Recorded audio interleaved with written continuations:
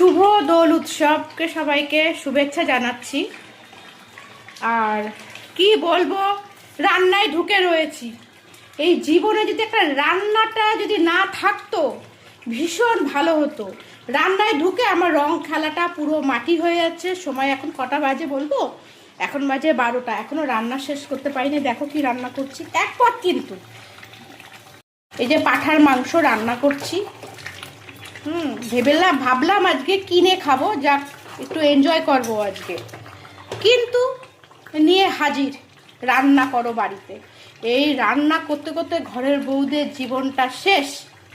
কোনো আনন্দ উৎসব আমাদের কিচ্ছু নেই। রং দিতে আসছে, আবির দিতে আসছে, এখন দিও না রান্না করছি, এখন দিও না। রান্না দেবেটা কখন?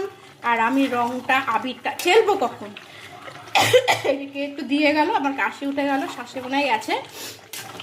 যাই হোক, এই রান্না করতে করতে আমার আবির খেলা রং খেলা দিন বয়ে যাচ্ছে।